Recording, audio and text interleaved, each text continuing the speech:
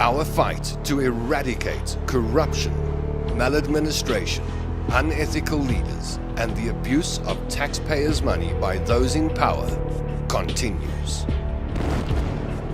It's fresh, it's fearless, and focused. The OUTA Hour, where your voice matters. Hello and welcome to the OUTA Hour. I'm Tom London with you for the next 60 minutes. We are live across Facebook and YouTube. You can choose where you want to watch us. You could be watching on the Facebook page right now. Hello to you. You could be on the YouTube page right now. You'll have Devanie Davids, the show's producer, looking after you. If you're on Facebook, you've got Masego Motsoneng taking care of you in the comments section tonight. First up, thank you for pressing the play button, whether you're watching live or post live. We appreciate the view. We also appreciate it if you hit the like and share button. So if you got that like and share button in front of you, smash it so we can get this broadcast out to more and more people. Coming up on the show, we'll be talking about the e-toll saga that has been dragging on for over 10 years. Will we see the end of e-tolls in just a few weeks? A week or so, actually. I think it's the 26th of October is when the decision is supposed to be made, or that's when we're expecting the announcement. Well, we'll chat about that with Wayne Duvenage and Andrea van Heerden at the second half of the show. First up, we're going to be talking about Parliament. There's a whole lot going on with the OUTA team down in Parliament, and Rachel Fisher, Chris Scholz, and Tabile Zuma will join us. Look, there they are on screen now, waiting for you. Yay! The OUTA team is standing by for another OUTA Hour. Are you? Who is our Chief Whip tonight? You know, we award Chief Whip status to the first person who says hello in the comment section every single Wednesday night. Now, lately, Judy van Gilswyk has been our Chief Whip. Claire Veldman has not been doing too well. But will Claire redeem herself tonight? The answer revealed right now. Our Chief Whip this evening is Claire Veldman. Hey, good to have Claire on board, and good to have you on board too. Let's see who we've got on board, shall we? Before we say how's it to the team, we'll see if we've got Andrea van Heerden on board. She will be on your screen and commenting in the comment section. You can say hello to her there. Yuri Fix says hello from Cape Town. Hello, Yuri. Good to have you on board. Thanks for joining us. Christo Fenter joins us. Hello, everybody. I'm here, says Christo. How's it? Olivia Hossel says good evening, everybody. Hello, Olivia. Fakile Dada. Fix. How's it, Fix? Good evening, everybody. Joel Ramdiel says evening. Hello, Joel. Good to have you with us. Sue Truebody has joined us. I see we've already got one like. We want more. Smash the like button, please. Solomon van der Waart says good evening, everybody. Hello, Solomon. Ben Fraser is on board. Hello, Ben. Good evening from Cape Town, says Ben Fraser. Abin Seda says good evening, Outarians. Let's run through a couple more, shall we? Melissa Whitehorn is on board. Hilda Mayer is on board. Denise Ann Saul Jacobs says good evening, team. Hello, Denise. Thanks for joining us. Rachel Fisher is bouncing on the screen tonight, and she's also bouncing around your comment section. And then Claire says great seeing familiar faces this evening. We are becoming familiar faces, to many people, and your names are becoming familiar to us. It's so nice to come in here on a Wednesday night and then see the gang. When I say the gang, not just the OUTA team, but you too, as you say good evening, like Brigitte Hartog van der Sant and Tyron Richard Sykes. And more will join us. We'll pop the hellos up on screen. And remember that we will take your comments and questions as we go through the show. We'll dip into it. So OUTA's asking the question, hi Abin, how are you doing today? Well, let's extend that to you. How are you doing today? How's it going? If you're in Johannesburg, did you get a bit of rain? Poured down this afternoon after a very dry winter. And everyone commenting on that in Johannesburg today, saying yay for the rain. Well, I hope the weather's good wherever you find yourself in South Africa. Thanks for joining the show. First topic tonight, we're going to be talking about Parliament and parliamentary oversight, and OUTA's parliamentary oversight report. What has OUTA found when it comes to the goings-on in Parliament down in the mother city? Rachel Fisher will join us this evening, as well as Christopher Scholz and Tabile Zuma, to talk about this important issue.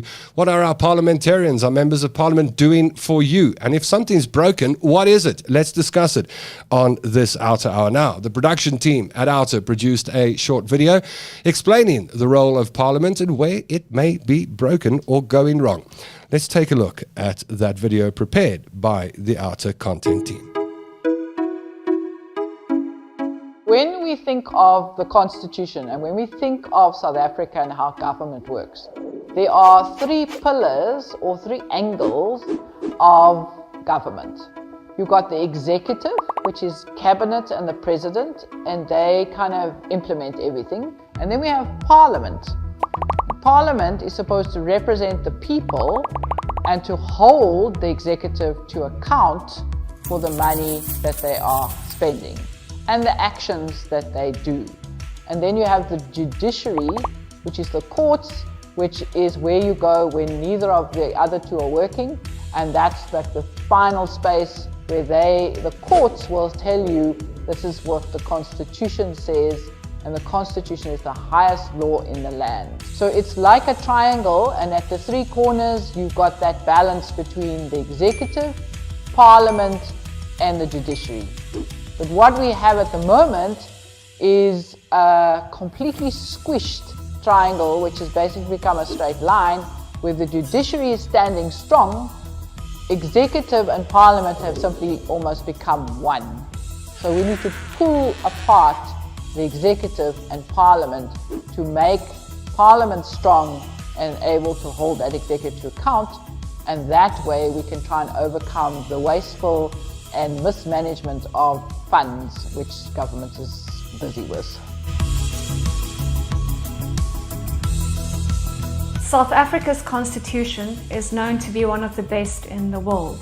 So one of the main priorities of Parliament is to uphold South Africa's constitution. In order to uphold South Africa's constitution, Parliament must provide oversight of South Africa's government and the executive.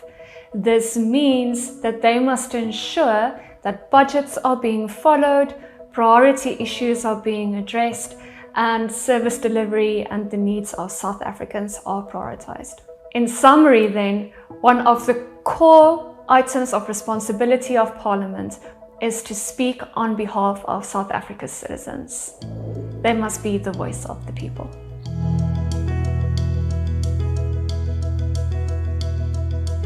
From a transparency perspective, Parliament is acting in secret. We are seeing members of Parliament, we don't know what information they're being given. It's coming from the same institution within Parliament, a research unit. We don't know how independent that is. And that research results are not public, so we can't critique it either. So what we are sitting with is a Parliament that has failed from an institutional point of view. What we have is a party system, which is the political parties decide on a list, like who's their favorite down to their least favorite. So the most votes equals the most seats in Parliament. So you as a voter, you can only vote for the party, but you have no direct say over the person who's going to be in Parliament supposedly representing you. The political parties are being favored above the Constitution. They don't engage with the public.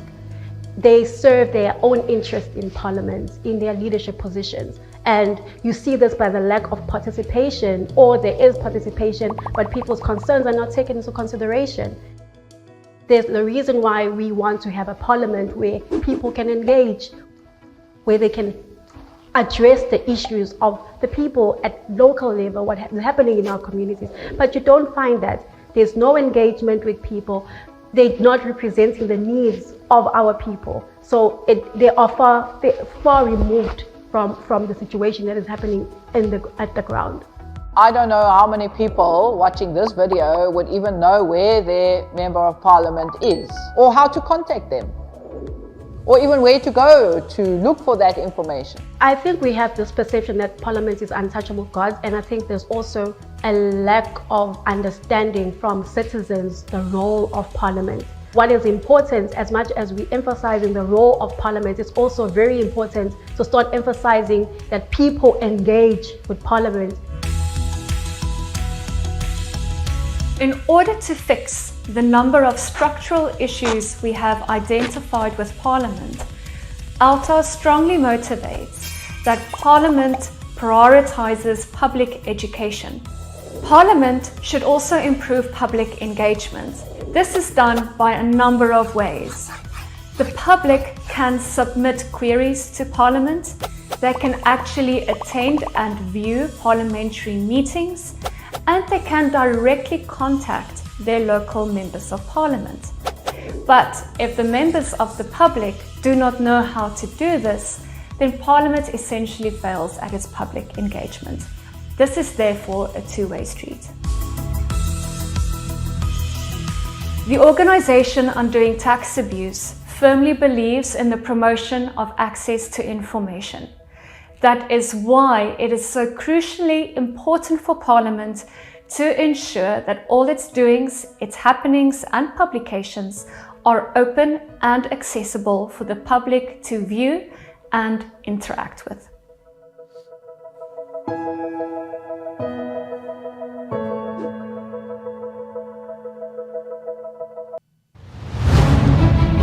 And there you have it. And a great explainer video. I hope you enjoyed that. And looking for your answers to the questions that we're going to pop up on screen. First up, as you watch this video tonight and say hello to us on the OUTA Hour, do you think that Parliament is a failed institution? Yes or no? You got any reasons why? Pop them in the comment section down below.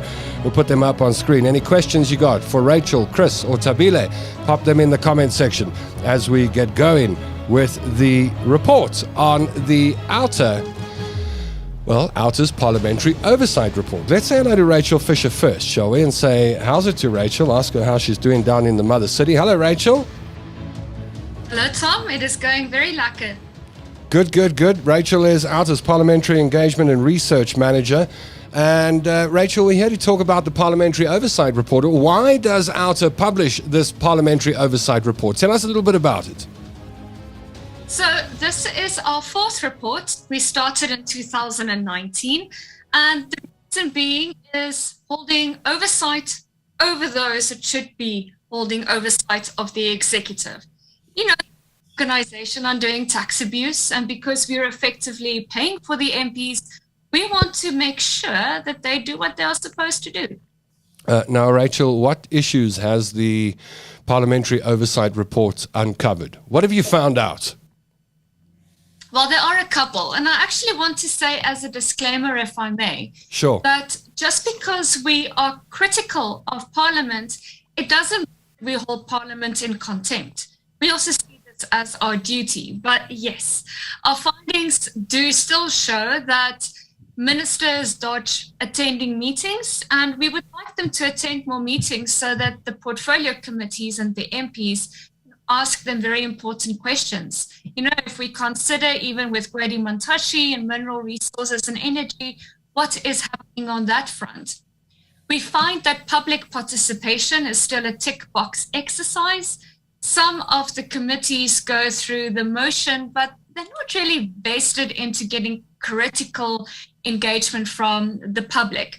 Very interestingly, the other day, we got an email correspondence on one of the portfolio committees we have been engaging on. Yeah. And the direct quote was, consequently, civil society concerns may be overruled in the debate to streamline the recruitment process.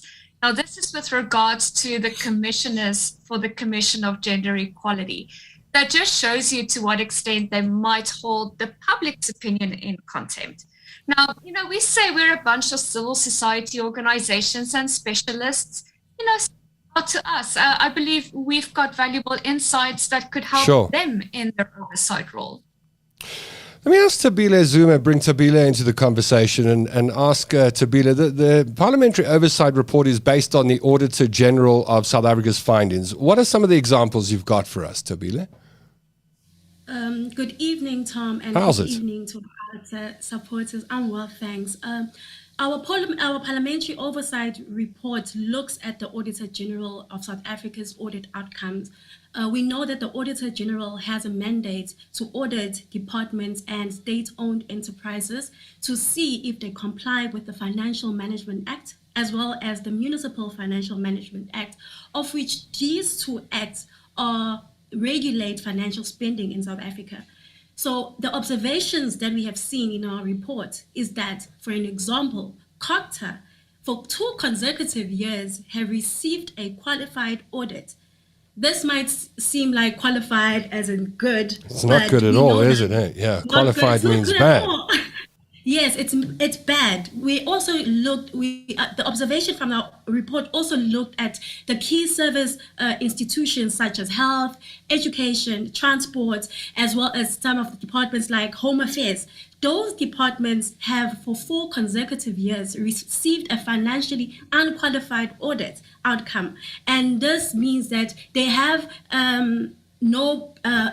they don't have negative financial findings. However, there are serious concerns that have been raised by the AG in relation to issues of tender irregularities, the lack of oversight and consequence measures against those who abuse state resources. We have also observed 15 state-owned enterprises. We have the example of those is ETSCOM, Sure. South African Airways, Transnet. Those are the ones that are consistently in the media. But from that 15 SOEs that have been audited by the AG, those SOEs received an allocation of 100 billion in funding. However, some of those financial SOEs were in financial shambles before the end of the financial year. We know the bailouts. We've seen those. We've heard about them, Tom. It's something that is consistent. So those are some of the examples that are covered in our parliamentary oversight report. Well, how can this be fixed? I mean, the problems you mentioned. How do we improve this? We've got the parliamentary team on tonight. So, I mean, how does Parliament get involved, and how does this get fixed within the framework of Parliament? I think what is mostly important right now, Tom, is to take the recommendations that are made by the Auditor General of South Africa. The Auditor General specifies that the root causes of the non-compliance that we see in departments and SOEs is because of the lack of consequence measures. When you talk about consequence measures, there's a lot of strategies that we can implement in South Africa when it comes to consequence measures, from disciplinary hearings to fines and penalties to suspension without pay. And if we can also go to extreme and put them behind bars, we'd like to see some orange. But according to the Auditor General, this isn't happening. Yes, this isn't happening. And what is more concerning, and what we cover in this report, is that Parliament is not doing anything when it comes to oversight on the spending of these departments. Parliament has a responsibility and the role to amend budgets. They have also the role to not approve the budget or comment or recommend changes on those budgets. However, we have not seen that coming to forth or translating in our budgets. Yeah, I think that's where I'm going to end for now. And let me ask Chris, the oversight report, Chris, looks into the role of constituency engagement and officers. What does this mean, constituency engagement and officers? What must MPs actually do? Good evening, Tom, and good evening to the listeners. Thank you for having me. Sure. Good to have you. Yeah, thank you. What constituency officers is basically an effort to ensure that effective and direct accountability to the people and by the public representatives is taking place. So basically, these officers are used to inform the public and also facilitate inputs, but most importantly, they need to give feedback on what happens on Parliament and how they actually can get involved more. So, I'm gathering there's a gap between MPs and their constituencies, Chris. There's a vacuum.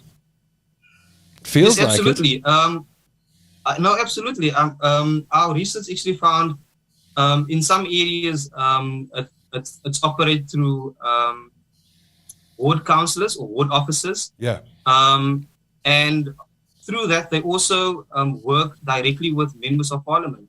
So that is actually confusing, where the same type of officers operates, such as constituency officers, where they need to inform people by what Parliament is doing and how they can actually get involved with hearing the concerns. So that is actually basically confusing people in how ward councillors or wards are doing MPs type of work. So it's like a two-way street, but it's almost like they're doing the same type of work and confusing where they need to go. Okay, so the oversight is not happening effectively. There's a gap between constituency engagement and officers and the public. MPs are doubling up on the roles, and according to Tabile and the Auditor General of South Africa, there's no accountability when something goes wrong in a department. Let's get to, so far, that's the list we got so far. Let's get to the questions, because there's some fantastic questions coming in from the viewers tonight, and we'll go to Claire Feldman first. Claire says, unfortunately, they've put themselves on pedestals. They're never answerable to the public. Rachel, what do you think of a comment like that, that our MPs and parliamentary workers are putting themselves on pedestals? Do you get that impression when you deal with Parliament? Yes, very simply, Really? yes, we do. Yes, because you know what? If you're in a position like this, right, you've been employed and you know you're not doing something right, you should be petrified that you will get into trouble. Now, look, our boss, you know our boss, a man called Wayne Duvenage, Yes. right? Yes. So, you know, at OUTA, we've got this thing, and many companies and organizations have a standard operating procedure. If you don't do what you are supposed to do, there are consequences. You know that saying, if you don't want to hear, you will feel. Yeah. And I think that is the crux of the problem. MPs, when they transgress or not do anything at all, there's no consequences. They don't feel it. They just keep on going on. They get their perks, they get their salaries. And I think if we could actually have something implemented where they see and feel the consequences of inaction, they would be more effective. Is what's missing not just the will to do it? I mean, if the disciplinary procedures are there, if parliamentarians sitting in Parliament know what they're supposed to be doing, and those sitting on oversight committees know that they should be providing effective oversight, is the thing that's missing just? And let me put the question to our viewers: what's missing? I mean, if the framework is there, if everything's in place to run effective SOEs, to manage the spending effectively, for accountability to be in place if people don't manage properly, and we don't have any of that or very little of it taking place, what's missing? I'd love the answer to that question, your answer to that question as you watch the program tonight. What's missing? What's missing in Parliament? There's a question for you. Pop it up on screen, and you can answer in the comment section. What do you think's missing? Well, let's go back to the viewers' questions. Abin Seda says, there are two problems in Parliament. Let's start with the first one. Number one, useless MPs get appointed by parties and not people. Who wants to comment on that? Whoever goes first. And everyone's been polite. All right, Rachel, you go ahead, and I'll throw the next one at Tabile. How's that? Okay, that's great. I know useless is a harsh word, but he's got a point. There's a point there, isn't there? If people aren't doing their jobs properly, they're not being useful. Well, yes. Look, Tom, we need to be realistic that, you know, as with elections, portfolio committees are put together in proportion to the distribution of political parties, right? Yeah. So if we have a majority party, it means in a committee, the majority in the committee represents the majority party, and it's the majority that gets something passed. So you will have MPs doing their work from minority parties, standing up and saying they disagree with something. But because they're in the minority party, their voices get swamped out. So that is a concerning thing. It actually links to our recommendations where we say that the chairpersons of a portfolio committee must actually be from an opposition party. That gives them some more power from which they can at least maneuver. Can I ask this silly question? So we know that political party A becomes the majority party, and they can appoint the members of Parliament. They can pick and choose who they want to sit in those benches. And do they always get the choice right? I mean, when you look at Parliament, how would you describe the caliber of parliamentarians, of members of Parliament? Chris? All right, we lost Chris for a second. We'll see if we can get Chris back. But let me put it to you this way, Rachel, I'll ask you again. if I want to go work at a company, I'm going to need a CV, in many cases a qualification. I'm going to need to show a company that I'm capable and I'm able to do the job. What do members of parliament have to do when they get selected? Do they have to submit CVs? Do they have to show anybody what they've done in the past? Do they have to prove themselves worthy of the seat, or their name gets put forward and bang, that's it? Well, Tom, the best I know, for an example, let's come back to the minority parties. Some of those MPs sit on more than 5 committees, and they need to rush around between meetings in order to have their opposition say. Now, once again, that doubles the load on them, whereas the other MPs from the majority party are just nicely distributed. And as far as I'm aware, they don't go and apply to be on mineral resources and energy or in communications because they did a BCom, degree. So they just, get slotted in. And then what Chris and them have found previously, some of the chairpersons also get switched around. There's an interesting example, and Chris could elaborate on them, with Faith Mutambi and what she has been doing in OUTA. So it's entirely possible for Tom London, who's got no experience in, let's say, engineering or electrical engineering, to be put in a seat in an oversight committee, taking a look at Eskom and overseeing Eskom, and I've got no clue, and there's nothing to stop that. Well, no. And no, I could be put on another oversight committee to watch something else, another portfolio, something else they've got no experience. So what are MPs actually looking for? Are they just looking for numbers? Are they just looking for deals and looking for spending? What do they actually look for in these oversight committees? Well, they should be looking at oversight and spending. One of the processes we've gone through is what we call the BRIS, the Budget Review and Recommendation Reports, where they are supposed to be going through the budget defining of the Auditor General of South Africa. And they are supposed to be able to approve or reject budget votes that have been put forward. So they actually have a say. Until now, we haven't experienced a portfolio committee rejecting a budget. Interestingly enough, the team the other day had a presentation to the Portfolio Committee on Mineral Resources and Energy, and some of the members indicated they have no power to influence the budget.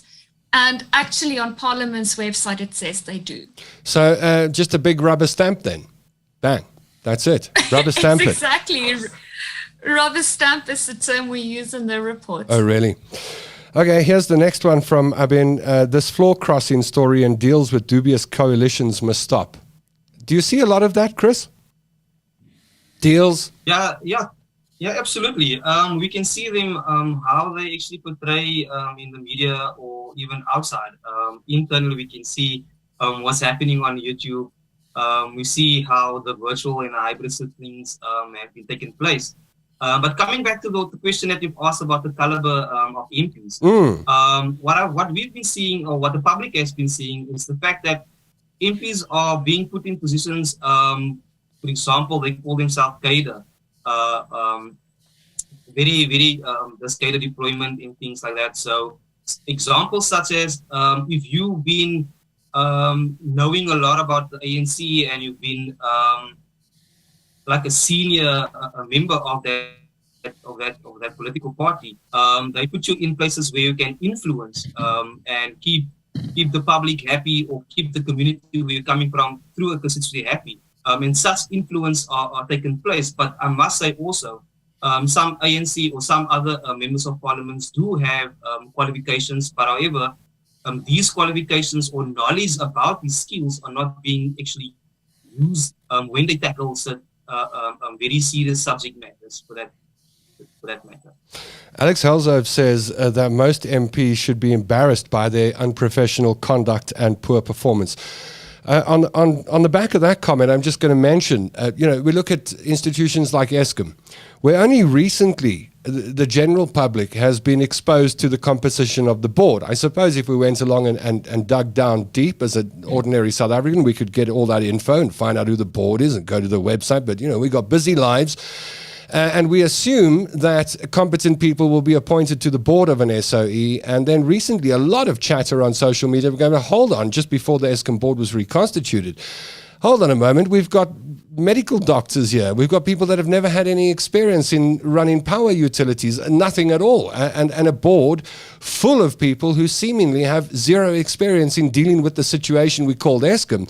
And quite rightly, the general public in South Africa goes, hold on, that doesn't look right. Can you put the right people on that board, please? And we slowly start to see that happen. Now, when it comes to members of parliament, it seems we don't even ask that question at all, Chris. It's like whoever goes and sits there is fine.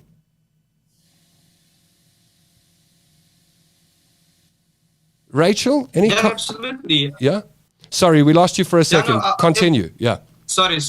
But absolutely, I think what's happening over there is that these serious and very technical questions can't be answered or can't even be questioned.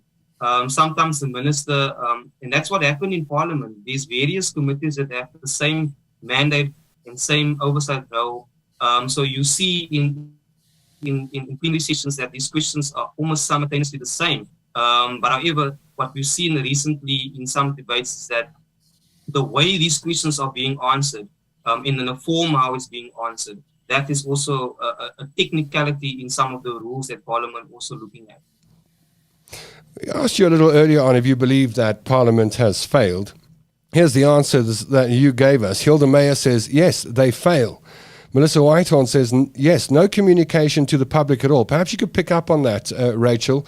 How much better do you think the communication coming from Parliament to the general public could be? Is there a lot of room for improvement? How would you describe the communication with the public? Absolutely, Tom. And I think, gosh, it would be an amazing society if Parliament utilizes this. Look, in all fairness, when we are very critical of Parliament, we also need to take cognizance that Parliament isn't just MPs. So Parliament also have an administrative leg, they have a public education office, and they have researchers that are assigned to each of the portfolio committees. Now, these researchers are doing their utmost, but they are stretched very thin. The Public Education Office do their utmost to have materials ready, translate them in the official languages. But, I mean, their funds are severely restricted to get that communication out. There are attempts, but we do feel it can be more. We were very, very grateful and happy when the Portfolio Committee of Mineral Resources and Energy invited us to come and present our findings to them. Granted, it was about a couple of months late, so we did put in some of the findings of this latest report. But this is exactly what we want. If they could send out a call and have a meeting and ask us, hey, OUTA, we know that you're friends with Defend Our Democracy and Rivonia Circle and My Vote Counts. Please come and speak to us. Let's have an Indaba. We go get a venue and you guys come and we come and, we have a couple of snacks and we talk. We will be there. We will be the first people be there. And I can bet you, Tom, we will put that on our social media. We will put it on Twitter. We'll tell our followers, hey, guys, this is happening. Just like this, we can start seeing an improvement in responsiveness. Seems to be a huge gap between me and Parliament, the average South African and the average parliamentarian. I asked what was missing in Parliament a little earlier on, and Leonard van der Leitgarten said ethics, morals, integrity, leadership, and skills, which we are lacking. I thought that was a good answer. Let me ask Tabile a question, and that is political party funding. Let's take a look at that quickly. There's a lot of talk in the media on political party funding, Tabile. Why is this? How's this related to Parliament? Tom and our viewers, if you remember last year, October, we released a report on political party funding, where we tracked how much political parties have been receiving from ordinary South Africans through taxes. Tom, between 2009 to 2021, our supporters, we spent 13.8 billion funding political parties. It's a nice business to be in, hey? It is. Interestingly, in 2020, 2021, just that year alone, we spent 1.4 billion funding political parties through public funding. But that's not only the streams of income that political parties receive. Political parties receive income from private donors as well through the multi-party democracy funding, of which allows individuals to donate to political parties. These funds are used are supposedly supposed to be used to help political parties with political education as well as constituencies, which Chris have alluded to. But we have not seen so much evidence on how that money is being spent and less accountability. Yeah, I know. I mean, the last time we spoke, we didn't really have an idea of where all this money goes. As you said, over R1 billion into the political party bank accounts. With very little idea of what actually happens to the money and where it lands up. It's why I made the oblique comments a little earlier on a nice business to be in, because it seems that if you're a political party in this country and have some representation in parliament, all of a sudden you got money rolling into your bank account. Simple as that. Yes, simple as that. What to just add on that, Tom, when you look into political parties, I had alluded that they receive private donors through the multi-party democracy funding. So recently, our ruling party, the National African Congress, have wanted to extend the threshold of disclosure, which currently is 100,000. So when a person donates privately to political parties, and it donates an amount of 100,000, the political party have to disclose that. However, now the ANC is calling for that to be scrapped and asking for that threshold to be increased to something between 250,000 to 500,000. The concern with that is we know the relationship between politics and business. Yeah. It have led the country to where we're at. We have seen how businesses take over the state. They take over the appointments of some people in administration. So there is a concern when it comes to that. Yeah, former finance minister for 3 or 4 days is a good example of that. Rudy Heineke wants to know, one of our OUTA team members asks, what is oversight? Can MPs of committees lay criminal charges? Can they suspend implicated individuals? Do they have teeth, or is it just barking? Let me put that at Rachel. Rachel?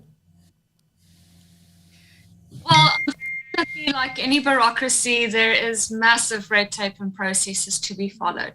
So if concerns are there, there's a committee, the Joint Committee on Ethics and Members' Interests. Complaints must be issued, and then if it's taken up from the Speaker's office, then they will go into disciplinary hearings.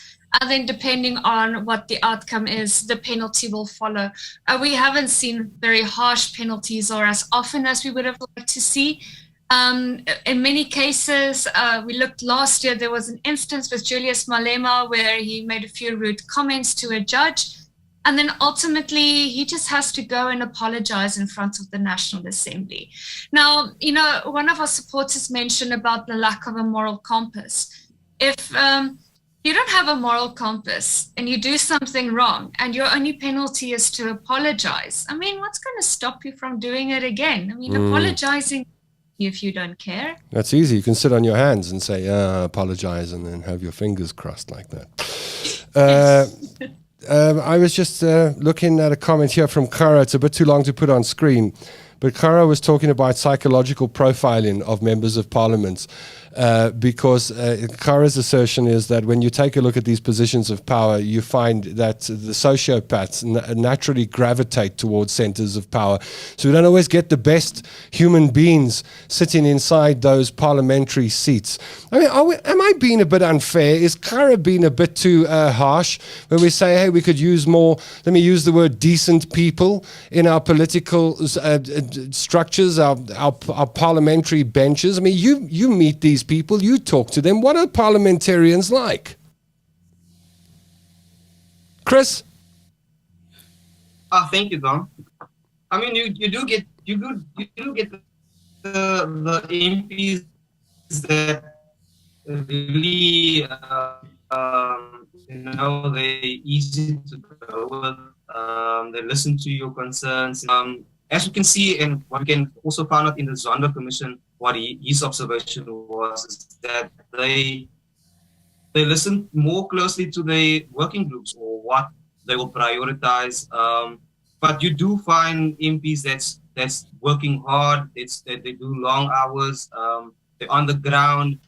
There's people that know them, and things like that. So we can't actually. It's a mixed bag. Okay. Make one fish in one. Who impresses you? I mean, are there names that stand out? Are there people that you look at and you think, "Wow, that's a super proficient MP"? Anybody comes to mind? Yeah, no. One for me that's standing out is obviously the SCOPA Standing Committee on Public Accounts. Obviously, that committee is the only committee that's been chaired by a opposition party or a smaller party. But you can see that's a very, very, very important and look at sensitive financial statements and financial situations with our country, with our SOEs, with all our national departments. So the way they handle situations and the way they handle subject matters, you can see that they're focused, they're neutral, they pick up a lot of things and they prepare themselves for answering and ask different questions. So that stands out for me, where a lot of other committees can follow the same examples, I mean, Oct was also one of the examples that I can also think of. Right, so SCOPA and OUTA, you say. And then Debbie Stephenson wants to know, are ethics committees neutral or drawn from parliamentary members? How are ethics committees put together? Rachel? So it's a joint committee, Tom. So it consists of members from National Assembly and NCOP, the National Council of Provinces, that sit together. They're not objective. They're still members of parliament. And it's a big group of people. And we're not entirely sure if they do have ethics training. That is something that we're also advocating for, is to have ethics training of MPs, type also of an induction, like a crash course one-on-one with the parliament. This is how to be ethical. Rudy Heineke's got another question. He says, can the panel tell us why the ethical committee's meetings are not public like other committees? I mean, it seems absurd, hey? Is that true? Yes, it's true.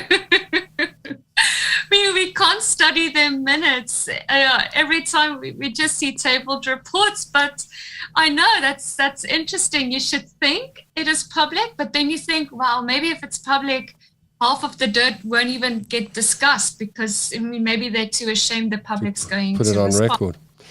My goodness. Yeah. Sure.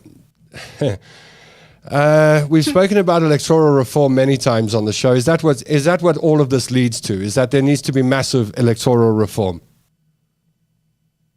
Yeah. Okay, look, let me just say, you were asking about MPs doing their work. Now, know we've been monitoring the portfolio. All right, you got something for us. Go for it. Yeah. I just actually want to say that they, like the DA, Liesel van der Merwe from the IFP, gosh, they ask hard questions. And I also want to say, despite the fiasco of electoral reform, and by the way, tomorrow they are voting in front of Parliament, right? So they're going to push this bill through, most likely. It's an important day tomorrow. They do ask harsh questions.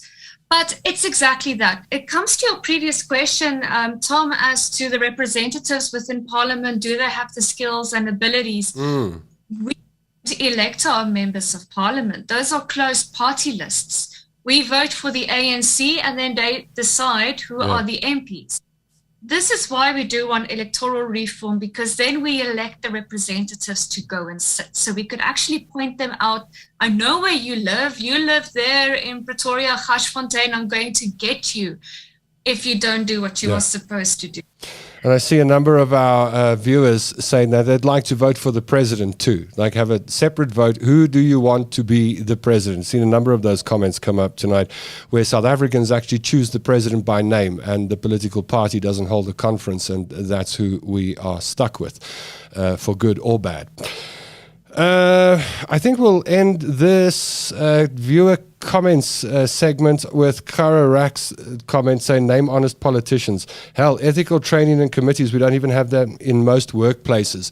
And it just sounds quite sad, doesn't it, that people who are looking after public funds, looking after the taxpayers' money, who are in an oversight role when it comes to SOEs and government departments, would have to have lessons or workshops or manuals on how to behave ethically? I mean, isn't that something that should come naturally to anybody in a position of power? Do you find it sad, Rachel? I mean, how would you describe the situation? Well, yes, it's sad. And, I take the point of many organizations don't have it, but look, it is mandated nowadays, depending on your company, to have a social and ethics committee. OUTA has one. So, yes, Parliament should have it. They should be first in line, waving the banner and everybody follows. And ethics always required. So we do feel strongly. We have started discussions with the Parliamentary Education Office to say, how do we work together? We know elections are in 2 years, 2024 for the 7th Parliament. Maybe, let's be optimistic here. Maybe in 2 years we can collaborate in some way, have a collaboration partnership with civil society, academics, organizations like the Ethics Institute. And by the way, the Ethics Institute does do ethics training for local government officials. This is busy, but let us then work together with Parliament. And that is why we do ask Parliament, reach out to us. We're willing to collaborate with you. Do you think it should be moved up to Gauteng? And I tell you why I asked this question. I know that there have been political parties who've wanted this before, and you've got people saying move it to Pretoria or Tshwane or wherever. But the reason I asked that question is, do you think the geographical distance between centers of power in this country causes problems? I mean, we got, Bloemfontein, you got the Supreme Court of Appeals there. We've got executives sitting in Pretoria. We got Parliament sitting in Cape Town. Does the distance cause any trouble? Does it play any role in all of this? I mean, if the parliamentarians are down in Cape Town and most of the economy is in Johannesburg, it's almost like let alone 1,400 Ks between us, it's like a lifetime away sometimes. I would actually be curious to hear Wayne's opinion on this. But, if we have to be practical, imagine the cost of moving Parliament to Pretoria. Do we really want to put that on the taxpayers, Tom? I mean, it's just a naughty question. I know it wasn't part of the agenda tonight, but it came up as we started speaking because it seems as if there's a disconnect between Parliament and the average South African. And there they are from where I'm sitting, way down south in the country, far away from all the business in Gauteng, for example. I see Wayne has joined us, so perhaps I can sneak that question to him quickly. How's it, Wayne? And thanks for joining us. Hello, Wayne. You could be on mute. Let's see. Sorry about that. Sorry about that. I was just in another panel discussion. Just joined us from another interview. Yeah. Yeah. So I gather from the question we're talking about moving the two centers of power closer together. That was a threat. I was just asking because as we've been discussing this, it looks like it's almost as if Parliament is an island. Yeah, look, it shouldn't be. It doesn't matter where it's located. It shouldn't be.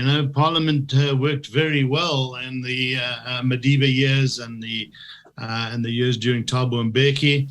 So it's not about its location. Okay. It's about responsibility and its work. And, there's a history as to why the union buildings are up here and Parliament is down in the Western Cape. Will we get better efficiency if it's all in one area? Who knows? I don't know who's done that research, but if it has worked in the past, and the cost, as Rachel says, would be astronomical.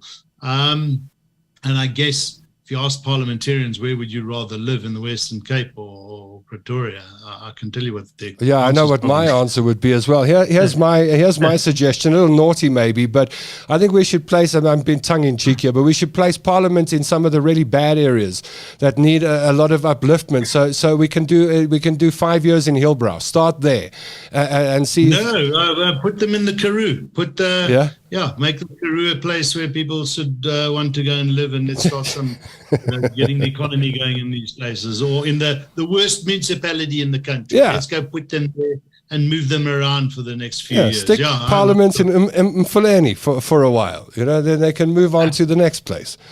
No, they will all live somewhere else and drive through to Mfuleni and their blue light brigades. I suppose so. Yeah. And air Far tickets away. to wherever Far they are. Okay, got it. All right. Well, thank you to our parliamentary team that was on air with you tonight. Rachel Fisher, Chris Skoltz, and Tabila Zuma. We got Wayne Duvenage and Andrea van Heerden on air with us now to talk about the ETOL saga. It's been dragging on for 10 years. We've heard a lot about decisions pending. They've been made. They've been unmade. So much confusion abounds. So what makes OUTA believe that a decision will be made on the 26th of October? Wayne, why are you optimistic about this? Why are you bullish about it? Yeah, I suppose one's going out a bit on a limb, but because the history of this decision has been diabolical, to say the least. I think from 2019 we've heard umpteen times, we're going to find an alternative. So when that was made, that decision was made and it stopped summonsing in 2019, the writing was on the wall. It was the end of the scheme. And what government needed to do was move quite quickly to take away and deal with the uncertainty, not have a situation where some people are paying, which makes them competitive, businesses and others not. And they've been since 2019. Here we sit in 2022, what's that, 3-4 years, nothing really has happened. And that's again a sign of a government that is caught in their headlights, cannot make decisions. It's a joke, really. So I think, we are confident that a decision will be made at the midterm budget policy statement on the 26th, because this, when you borrow bonds and you're servicing those bonds through a mechanism, even though it's a failed mechanism, to switch that mechanism to another one, you have to do that formally and announce that. And Treasury is the only place where this revenue comes from. And it's got to be made there once those bonds are, because they're government backed, that they will now be serviced to allocations from Treasury, which, by the way, they've been doing anyway.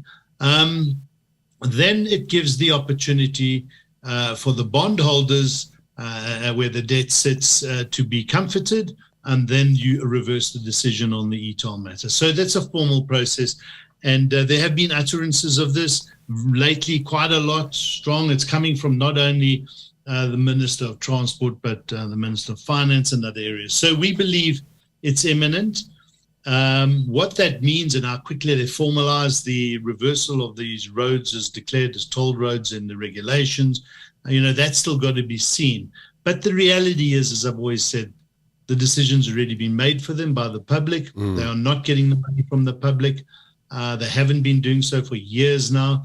And the mechanism that we suggested back in 2012 or 2011, as we were an industry forming OUTA, was that they should use government taxes, because this is social infrastructure, and that is fed by the fuel levy. Gauteng has about 34 to 36% of the national receipts in a very small area, so it's concentrated. It pays the most into the fiscus. It deserves these roads, and so funded out of the fiscus. And if you really are desperate, which they're far more desperate now, then a ring-fenced 10-cent increase in the fuel levy back then would have raised it to sorted it out. Yeah. Rand a year. And guess what? They raised the fuel levy anyway by more than R2.50 since then. Year after year, 20 cents here, 30 cents there. So they've got the money, and by the way, they've been funding through special allocations from Treasury to SANRAL. It's actually, I thought it was 17 billion. It's over 20 billion Rand over the last number of years. So I think it's about 9 years. So, they've been doing what we suggested they do, but they've run up a lot of interest on those bonds because they haven't been serviced. You talk about bonds. I was just wondering if what we've seen overseas in Britain and Liz Truss's message, Bank of England jumping in to prop up bonds, whether that has anything to do with the jitters around bonds in South Africa and bonds around SANRAL debt. Does that play a part? Yeah, it does, because the minute government cannot service its bonds is when you have a Greece situation. Remember Greece 10 years ago, 12 years ago? It collapses. The economy shuts down, and then all the savings are sucked out of the system, and you start again. That country has only just got on its feet over the last number of years, but they suffered, and a lot of people lost a lot of money. So you never want to get into that situation where you can't settle your debt. to your bondholders and to the international banks, because then you're in trouble. And we are close to that very often because we don't have money. So we're borrowing from one bank to pay off all the other debtors all the time. And our debt is rising as a nation. And we're in a precarious situation because we have a badly managed government, a badly managed fiscus. You believe that the announcement is going to be made around the midterm budget speech. Who makes the announcement then? Is it the finance minister or is it the transport minister? How do you coordinate something like that? It's the finance minister. It's a finance decision. He allocates the funds. It's taken in consultation, by the way, with Cabinet and the Department of Transport. And, very often these department ministers, they sit there and they say, okay, well, we're going to have to go to Treasury, we're going to have to go to the finance minister. And they all come begging, whether it's DPE for money for SA and Eskom. It just goes mad. And he's got to try and balance these books, which is why you saw Tito Mboweni saying things like, no more, say SAA, no more. This is it. Get rid of the entity. And that's good talk. You need strong finance ministers that put their foot down and that don't buckle to the pressures of government as they were doing under Zuma's years, who just ordered the finance minister to do. And you see people like Agaba coming along and really creating it in a short space of time. So, interesting time. So I think Godongwana is a good minister, as was Tito Mboweni. All right, so 26 is when we're going to be watching out for this. It just seems crazy that, building new roads is nothing new in South Africa. It's nothing new in the world. And 10 years later, we're still scratching our heads when it comes to this debacle called e-tolls. I mean, where did it go wrong in a nutshell? Well, I'm going to let Andrea, give you that picture. I mean, it goes back some time. It was just a bad decision. But I think it all went wrong when Andrea and the team started to say, we'll take you on. We will build an entity that's going to challenge every summons. And I must take my hat off to Andrea and Stefano who put this machine in place. I don't think Sanral realized what hit them. A spoke in Sanral's wheel. All right, is that where you think it all fell apart for them, Andrea, is when OUTA got involved? Absolutely, Tom. No, I think Wayne said it best, is at the end of the day, I don't think Sanral ever imagined that a civil society organization would go toe-to-toe with their legal experts. I mean, in the High Court, they had Vapsmans. It's one of your top 5 attorneys firms in South Africa. And then in the High Court matters, they have a different attorneys firm. So you have effectively two different attorneys firms running the same issue against literally a department of 3 people, which was OUTA's legal department at that time. So every single summons they put out, we defended on behalf of our supporters, which gave us the mandate to do that. So I think they didn't even imagine their wildest dreams that there's going to be a tough fight ahead of them. That's not even talking about the collateral challenge we brought. That's the constitutional issues regarding that as well.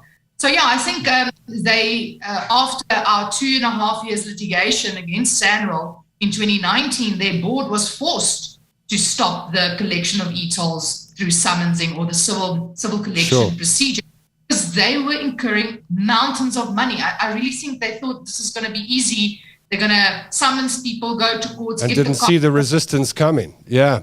Absolutely. That's where it all went wrong for them when OUTA got involved. Otherwise, it would all gone right for them and wrong for everybody else. Yes, but also, Tom, I have to add this, though, that although OUTA was a catalyst and although we had these processes in place, we would have not been able to halt or to stop this scheme without the public's buy-in to what we're doing. Yeah. Because if you look at the e-toll scheme and the potential success of it, the only way for Sanral to be successful with e-tolls was if they were, correct me if I'm wrong, Wayne, I think something like 80% compliance with the scheme. That's they start to fail at 80. They said they would get 90%, but then we got a sense in the background they would be happy if they got 60%. They would have fought on, and they never crossed the 40%. Got anywhere near that. Yeah. And that's exactly the point. They never reached their target, but citizens, ordinary citizens got behind OUTA, and it's with collaboration with the citizens as well that Samuel, you know what, this is not going to work for us. You didn't consult us. We didn't agree to this. This is a failed scheme from the get-go. And then OUTA just offered the final nail in the coffin. Assuming on the 26th that they announce a new mechanism to pay for the freeway upgrade, what happens to the current scheme? What happens to the current systems, those e-toll gantries, the infrastructure, the offices, etc.? Well, I think there's a lot of things that can happen with those gantries. I mean, we're not saying take the gantries down. So if you think about what the change is going to be, it's literally just the collection mechanism. So how we fund this. So how they fund e-tolls was through the GFIP and the tolling system. Yeah. The ordinary had to pay for it. So it's not the scheme the problem, it's the funding mechanism of the scheme. Which the rest of it is fine. I mean, the rest of it is fine. It can be repair repurposed vehicles for and crime prevention. Okay. Yes, Okay. crime prevention, God, that's a good speed idea. allocations. There's a lot of things that can happen with those systems. It's just the funding mechanism that we believe is not successful, and South Africa has also agreed with us. Peter Myberg said he's got a bill for 101,000 Rand.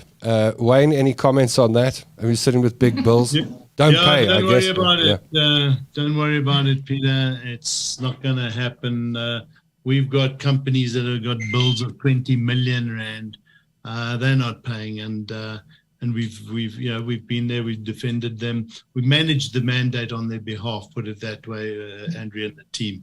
So once the scheme is announced as another alternative funding mechanism, they're not going to go after the past. Well, they can try. But they will Makes fail no at sense. that. Yeah.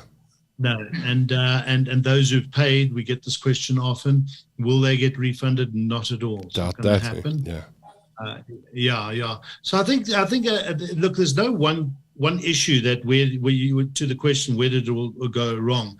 I think it went wrong with an arrogant attitude by Sanral and its CEO at the time, Nazir Ali, who believed the scheme, who did not want to take into account the criticism and the research done by civil society, who forged ahead regardless and believed, and this is what we heard, they believed that if they arrested one or two people, high-profile people, To make the rest everyone would else come. comply. Wow.